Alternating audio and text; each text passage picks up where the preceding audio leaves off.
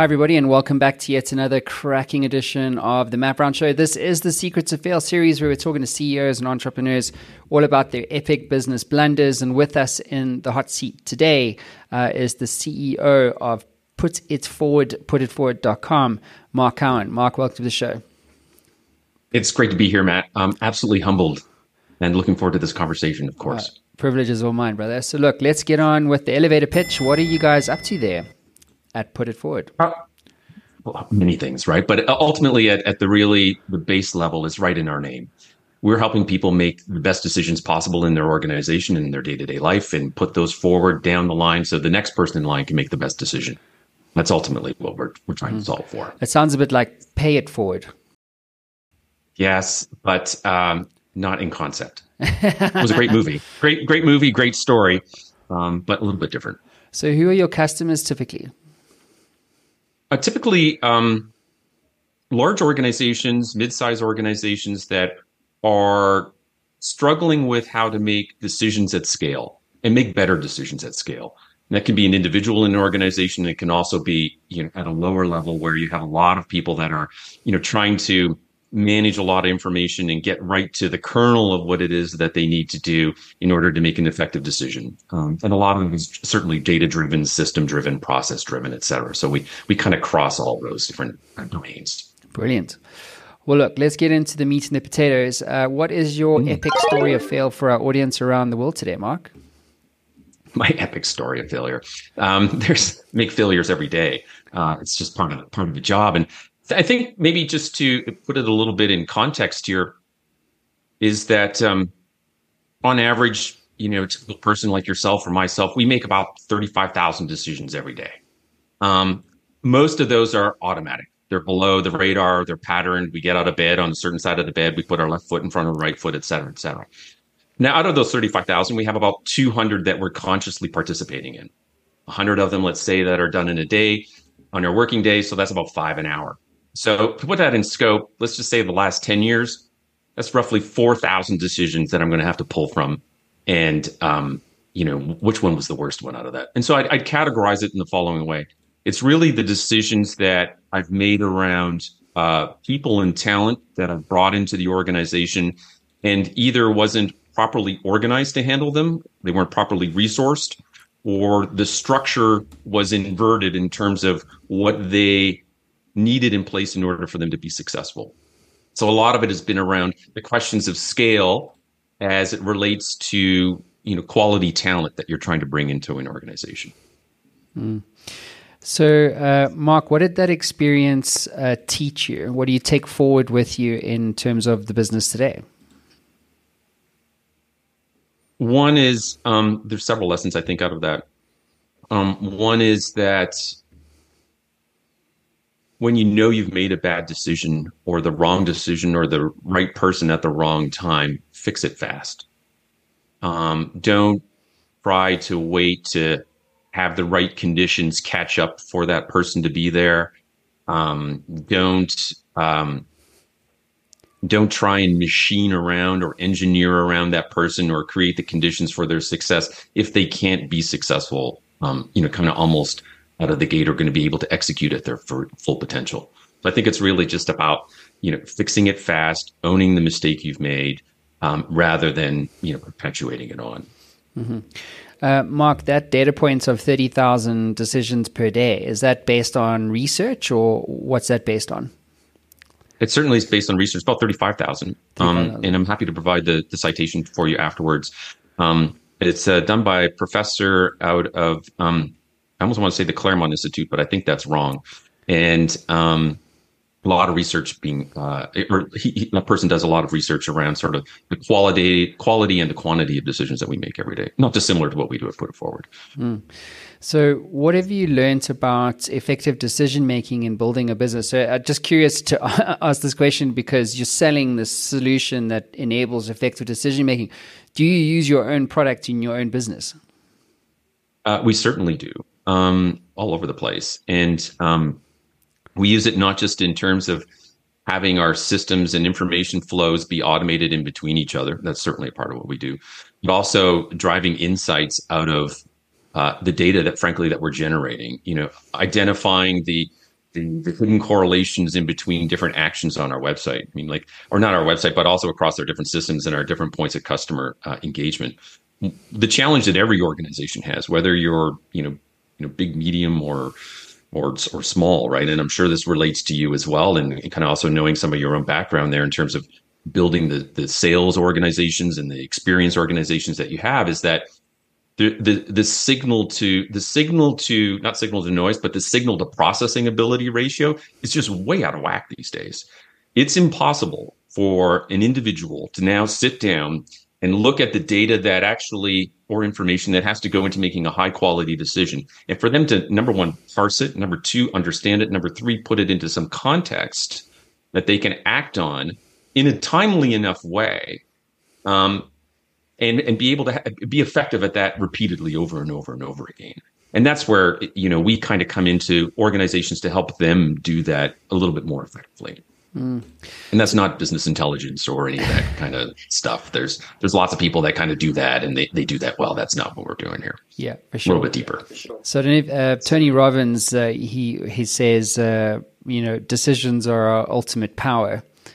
Because when you decide to do something or you make a decision, that's when it either works out or it doesn't work out. In this context, secrets of fail. But at least you learn from it. And the worst thing that you can do as a CEO is to not make a decision at all. I would completely agree with that. Tony Robbins is clued into a lot of things before a lot of people are. And just by the nature of kind of, the energy force that person is.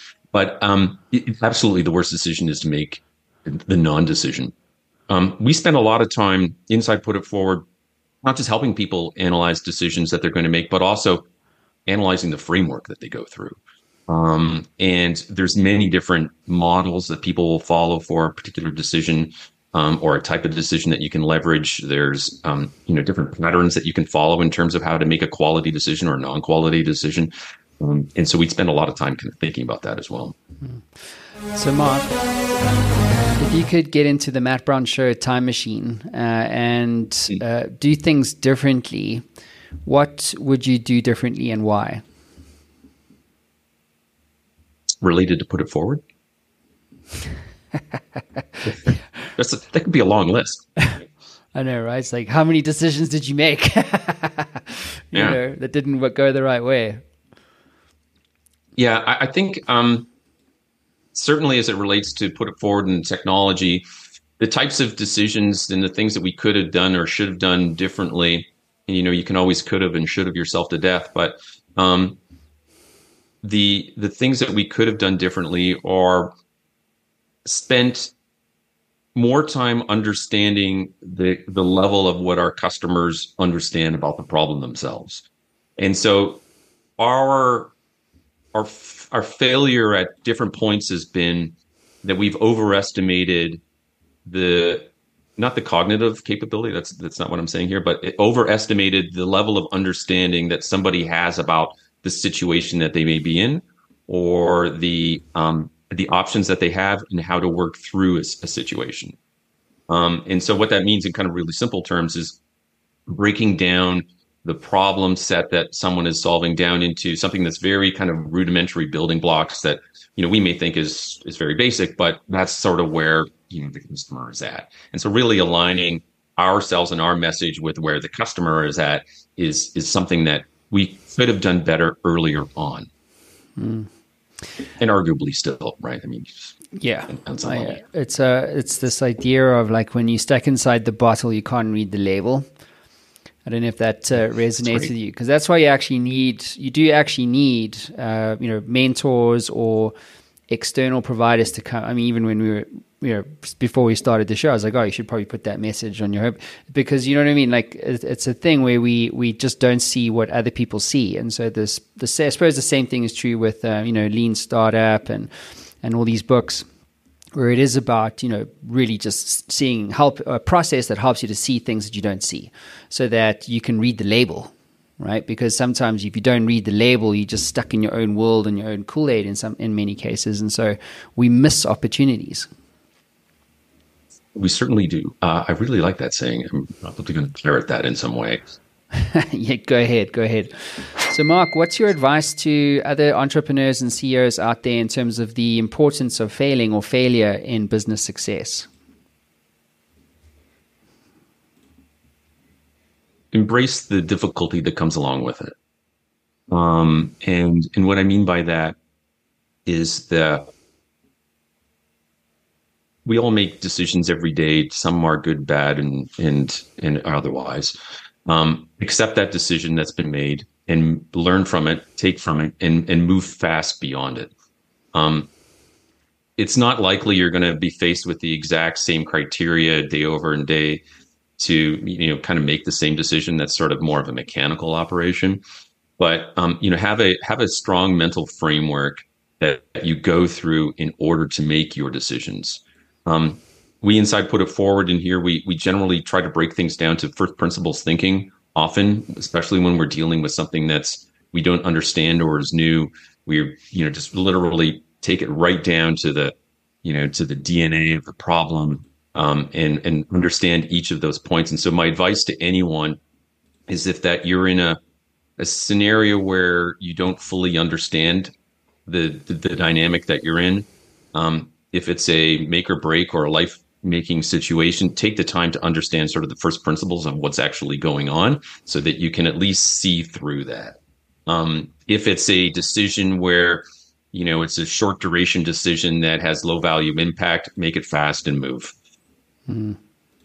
Great advice. Mark, what about books, tools, and resources for entrepreneurs and CEOs that you recommend?